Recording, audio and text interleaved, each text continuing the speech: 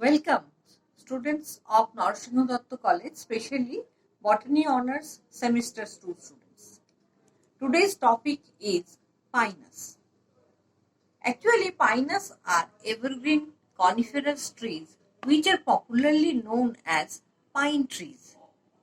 Different species of pinus are distributed all over the subalpine and temperate region of the world, especially in the northern hemisphere.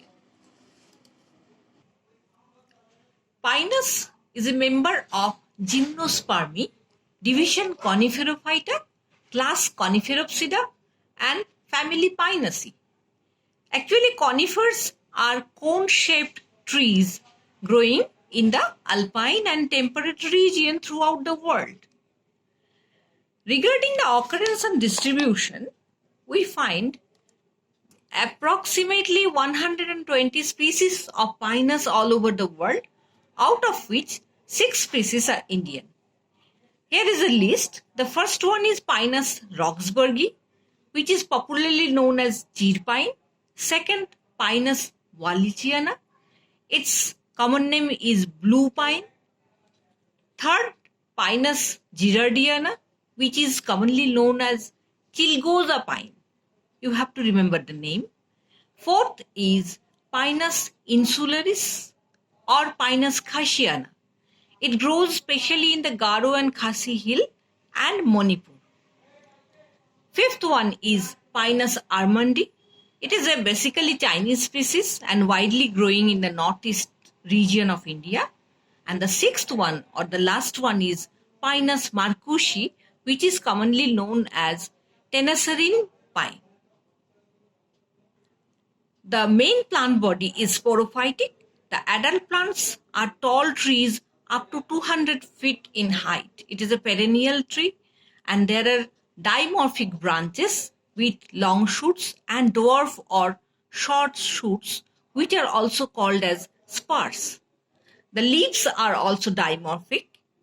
There are two kinds of leaves, scale leaves and green acicular leaves, that is needle leaves. The male and female cones present in the same plant, hence this plant is monoecious. Regarding the external morphology, it's an erect tall plant with monopodial branching and conical shape gives the name conifer. Branches specially have unlimited growth, which are arranged spirally around the main trunk, and it bears scale leaves and dwarf shoots in axils of the scale leaves. The branches of limited growth or dwarf shoots lack apical bud. There are 8 to 10 spirally arranged scale leaves terminating into 1 to 5 needle-like foliage leaves at apex. In case of leaves, the scale leaves are thin, brown and small, and its main function is protection of young bud and conservation of water. In the contrary, foliage leaves are long and acicular, that is needle-shaped. It remains green for a number of years, so the plants are naturally evergreen. The number of needles per spur varies from 1 to 5 with species. It may be monofoliar or it may be pentafoliar, that is 5 per spur. In case of root, we find tap root, the main root. It is elongated and there are root hairs which is scanty, and its function to take up by ectotrophic mycorrhiza or fungus roots. Actually, mycorrhiza is a symbiotic association of fungal mycelium on the root's surface. It helps in absorption of nutrient and protection from pathogens. The fungal species identified as Rhizopogon, Amanita, etc., which are mostly members of Basidiomycetes, they have symbiotic association with the root of Pinus.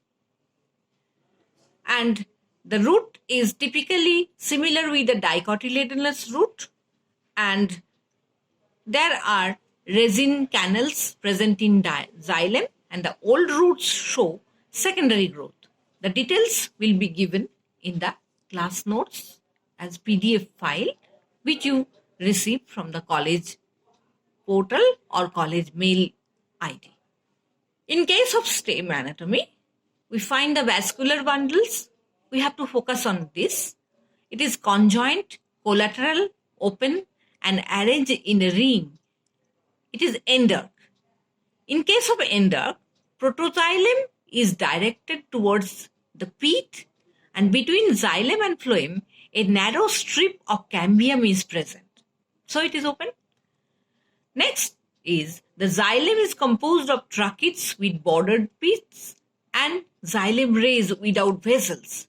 In case of phloem, it is composed of sieve tubes and phloem parenchyma without any companion cell.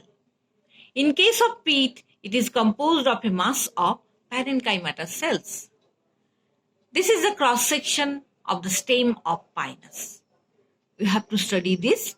There are resin canals and different kinds of xylem and phloem in a particular order. In case of leaf anatomy, it shows xerophytic adaptation. That is, they have to preserve water. You know, students, Pinus grow in high altitude where there is sometimes snowfall, sometimes lack of water. So they have to adapt themselves in a particular climate, and they have thick-walled cuticularized epidermis of the leaf. And the stomata is a special kind, that is sunken stomata. The hypodermis is sclerenchymatous. The outline is triangular. There is a presence of resin canals, and mesophyll tissue is undifferentiated, because in case of typical angiosperm, we get palisade and spongic parenchyma in the mesophyll tissue. Here, it is totally absent. Regarding reproduction, reproduction takes place by means of spores. One is microspore or male spore, and next is megaspores or female spores. The plants are therefore heterosporous. In this case, the male and female cones occur in the same plant but in different branches. So, the plant is naturally monoecious.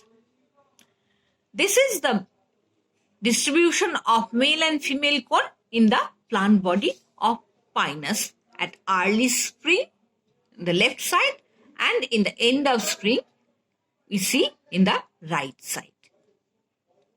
The male cone or staminate cones borne on the lower branches in the axil of scale leaves. They appear in the month of January and March and reach maturity within 2 or 3 months. It can be seen in clusters just behind the shoot apex. This is the longitudinal section of the male cone or staminate cone. Each cone has 60 to 100 spirally arranged microsporophylls. 2 microsporangia are present on the underside of both microsporophyll. Student, you have to remember about the adaxial and abaxial surface, and you have to tell it what is appropriate for this case. The development of microsporangium is eusporangiate type. What is in eusporangiate?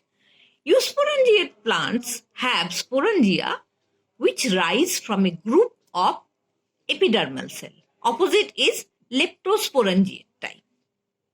Within the microsporangium, the microspore mother cells undergo meiotic divisions to form haploid microspores. The wall of each microspore is covered by inner intine and outer exine layer. The microspores are winged and yellow in color. In this case, wings help in the dispersal of pollen or spores by wind. Thank you for joining the class. Hope to see you soon with new materials. So, bye.